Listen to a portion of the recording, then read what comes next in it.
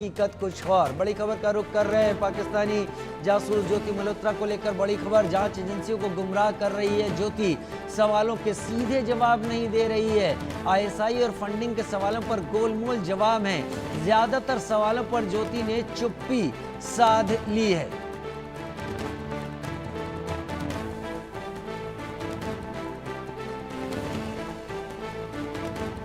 सवालों का सीधा जवाब नहीं दे रही है। आईएसआई और फंडिंग के सवालों पर गोलमोल जवाब है। ज्योति आखिर ऐसे कैसे इतने महंगी यात्राएं कर लेती थी? जहां भी वो रुकती थी वहां उसका खर्चा कौन उठाता था? क्या उसको पाकिस्तान में किसी तरीके का एस्कॉर्ट मिलता था? पाकिस्तान में उसकी किस किस से बात हुई थी? कहां पाकिस्तानी अधिकारी उसके साथ रहे थे? पाकिस्तानी अधिकारियों के साथ वो क्या क्या बातें शेयर किया करती थी?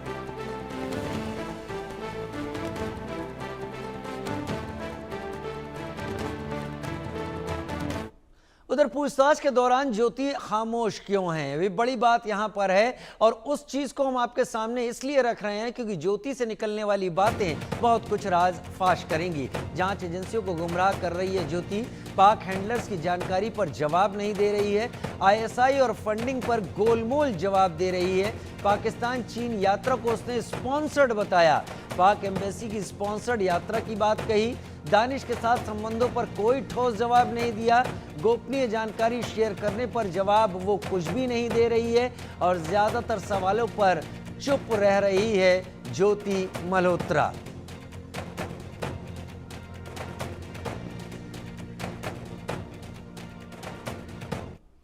ज्योति मल्होत्रा ने दुश्मन देश से ऐसी दोस्ती गांठी कि अपने ही देश से गद्दारी करने लगी। दौलत और दुश्मन से कथित मोहब्बत ने ज्योति को अपने ही देश का दुश्मन बना दिया।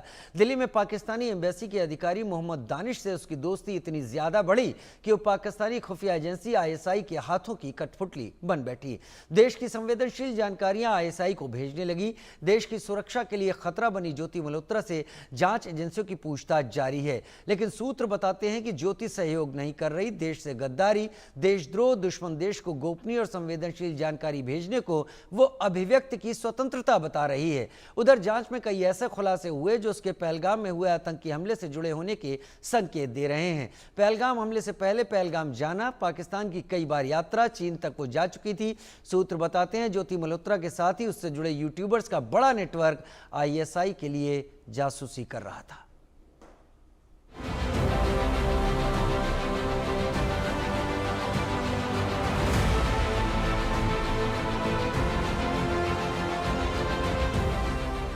देश से गद्दारी, पाक से यारी, ज्योति की संदिग्ध गतिविधियां सारी। पहलगाम से पहले पाक का दौरा, ज्योति मल्होत्रा देश के लिए खतरा। आईएसआई एजेंट से गहरा रिश्ता, दुश्मन को बेच दी गोपनीयता। ज्योति जासूस।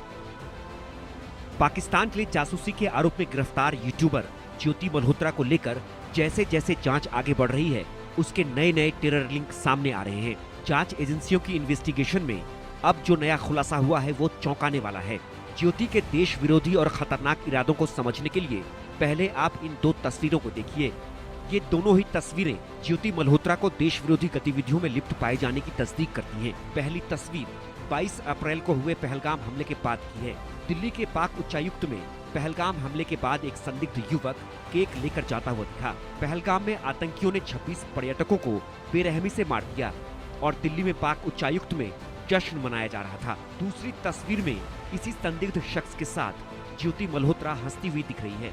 तस्वीर देखकर ऐसा लगता है कि दोनों के बीच अच्छी जान पहचान है। ज्योति मल्होत्रा पर पुलिस और केंद्रीय जांच एजेंसियों की नजर काफी पहले से थी। वजह उसकी संदिग्ध गतिविधियां, ऐसी गतिविधियां जो उसके देश से गद्दारी को उजागर कर रही थी। फिर भी एजेंसियों ने ज्योति को गिरफ्तार करने से पहले उस पर खुफिया तरीके से नजर रखी। पुख्ता सबूत मिलने पर ही उसे गिरफ्तार किया गया। ज्योति मल्होत्रा 5 दिन के पुलिस रिमांड पर है। उससे पाकिस्तान के लिए जासूसी करने को लेकर लगातार पूछताछ की जा रही है, लेकिन ज्योति पूछताछ में सहयोग नहीं कर रही है। सूत्रों के मुताबिक ज्योति सवालों के जवाब देने की जगह एजेंसियों को कानून समझाने की कोशिश कर रही है। वो शातिराना अंदाज में फ्रीडम ऑफ एक्सप्रेशन यानी अभिव्यक्ति की स्वतंत्रता की आड़ लेकर बचने की कोशिश कर रही है। हिसार के रहने वाली ट्रैवल ब्लॉगर ज्योति मल्होत्रा को पुलिस ने गिरफ्तार कर लिया है। पुलिस का कहना है कि लगातार वो पीछे 2 सालों से पाकिस्तान के ऑफिसर्स जो उनके आईएसआई के जो लोग हैं, जो उनके एम्बेसी के लोग हैं, उनके साथ संपर्क में थी और भारत विरोधी जो जानकारी है वो इकट्ठा करके पाकिस्तान के लोगों को दे रही थी, जिसके बाद पुलिस ने उसको गिरफ्तार कर लिया है। गिरफ्तारी के बाद 5 दिन के रिमांड पर उनको भेजा गया है। रिमांड में कई चीज़ें ऐसी जानकारी मिली है जिससे भारत के जो एक खतरा है, जो जासूसी का खतरा था, वो बनता हुआ दिखाई दे रहा है।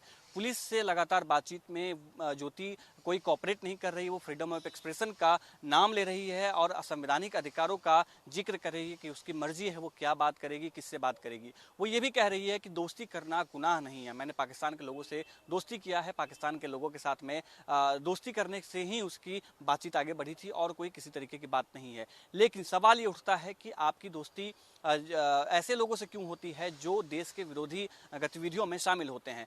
जो पूछताछ में और भी कई जानकारियां मिली हैं। हरियाणा पुलिस का कहना है कि उसने कई ऐसे ब्लॉगर के नाम लिए हैं जो इनके संपर्क में थे। लगभग 7 ऐसे पूरे देश में लोग गिरफ्तार हुए हैं जो भारत के खिलाफ जो है षड्यंत्र रच रहे थे, पाकिस्तानियों को जानकारी दे रहे थे। ज्योति ने पूछताछ में ये भी बताया है कि हरकिरत सिंह जो है हरियाणा का, वो कुरुक्षेत्र का रहने वाला है और कुरुक्षेत्र से हरकिरत सिंह ने ही इसको दानिश जो था, जो पाकिस्तानी हाई कमीशन में काम करता था, उससे उसकी भेंट करवाई थी और पूरे प्लानिंग में जो है अहम रोल तीनों का रहा है। लोकतंत्र में अभिव्यक्ति की स्वतंत्रता तो है, लेकिन देश से गद्दारी की कीमत पर नहीं, देश की सुरक्षा, देश के खिलाफ जासूसी करने की कीमत पर नहीं, दुश्मन देश से संवेदनशील जानकारियां साझा करने की कीमत पर नहीं, देश की संप्रभुता, एकता और अखंडता को खतरे में डालने की कीमत पर नहीं। यूट्यूबर ज्योति मल्होत्रा के लैपटॉप और मोबाइल से कई अहम सुराग मिले हैं। इनमें देश की गोपनीय और संवेदनशील जानकारियां पाकिस्तान को भेजना भी शामिल है। सूत्रों के मुताबिक ऑपरेशन सिंदूर के दौरान भी सीधे पाकिस्तानी खुफिया अधिकारियों के संपर्क में थी। वो व्हाट्सएप, टेलीग्राम और स्नैपचैट के जरिए संवेदनशील सूचनाएं देश के दुश्मनों तक पहुंचा रही थी। ज्योति के दिल्ली में पाकिस्तानी एम्बेसी के अधिकारी मोहम्मद दानिश से न केवल करीबी संबंध थे, बल्कि दानिश की मदद से वो पिछले 1 साल में कई बार पाकिस्तान भी जा चुकी है। दानिश की मदद से ही वो पाक खुफिया एजेंसी आईएसआई के संपर्क में आई। पाक खुफिया अधिकारी के साथ उसके इंडोनेशिया के बाली द्वीप पर 1 हफ्ते तक रहने की बातें भी सामने आ रही हैं। ज्योति के सोशल मीडिया अकाउंट पर ऐसे कई वीडियो मिले जिसमें वो पाकिस्तान के उच्चाधिकारियों के साथ दिख रही है।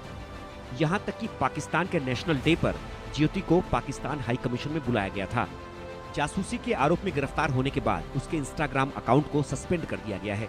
हालांकि ज्योति का फेसबुक और यूट्यूब अकाउंट अभी भी चालू है। जांच एजेंसियां उसके पैसों के ट्रांजैक्शन, विदेश यात्रा और पाकिस्तान के अधिकारियों के साथ हुई बैठकों की गहन जांच कर रही है। जांच एजेंसियों को शक है कि ज्योति मल्होत्रा के तार पहलगाम आतंकी हमले से भी जुड़े हो सकते हैं, क्योंकि पहलगाम आतंकी हमले से करीब 4 महीने पहले वो पहलगाम गई थी और कुछ दिनों के बाद उसने पाकिस्तान की भी यात्रा की थी। इसके अलावा ज्योति एक बार चीन भी जा चुकी है। उसने वहां का वीजा मांगते हुए वीडियो भी शेयर किया था। पुलिस और केंद्रीय जांच एजेंसियां ज्योति के ट्रैवल के तार जोड़ने की भी कोशिश कर रही है। ज्योति मल्होत्रा से जुड़ी इतनी सारी संदिग्ध गतिविधियां बताती हैं कि राष्ट्रीय सुरक्षा से जुड़े गंभीर षड्यंत्र में वो शामिल थी। Bureau report, India news. जासूस यूट्यूबर ज्योति को लेकर बड़ी खबर आपके टीवी स्क्रीन पर इस वक्त आ रही है, जहां पर ज्योति का भागलपुर कनेक्शन भी सामने आया है। 2023 में 4 बार सुल्तानगंज गई थी ज्योति। स्थानीय प्रशासन, सुरक्षा एजेंसियां सतर्क। मंदिर की सुरक्षा व्यवस्था को मजबूत किया गया है।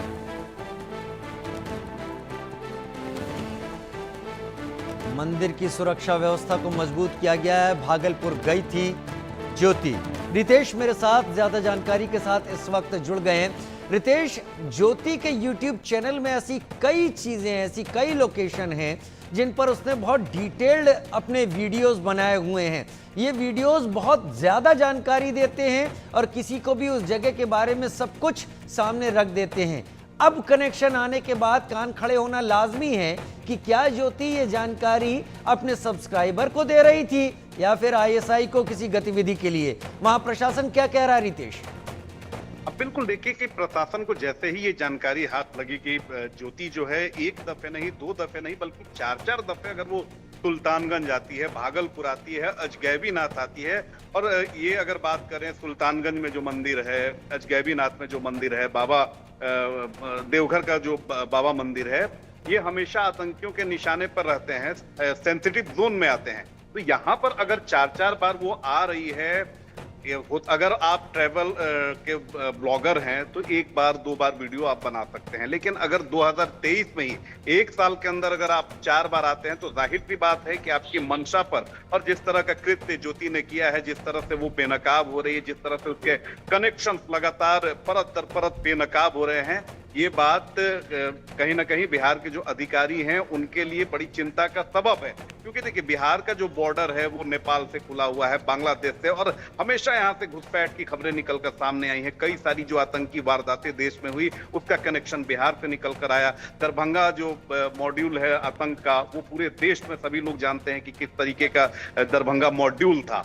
तो लगातार बिहार में चौकसी बरती जा रही है। अभी देखा जाए तो मोतिहारी में भी चीनी नागरिक पकड़े गए, अलग अलग बॉर्डर से बांग्लादेशी पकड़े जा रहे हैं। और ऐसे में ज्योति का जो कनेक्शन निकलकर सामने आया है कि बिहार में भी वो भागलपुर कई दफे आ चुकी है, और खास तौर पर जो भी सेंसिटिव जो मंदिर हैं या जो जगह हैं, जो सार्वजनिक स्थल है, वहां पर 1-2 दफे नहीं बल्कि वो 4 दफे आई है और 1 साल के अंदर आई है। और इसी को लेकर सुरक्षा जो एजेंसियां हैं बिहार में वो हाई अलर्ट पर हैं।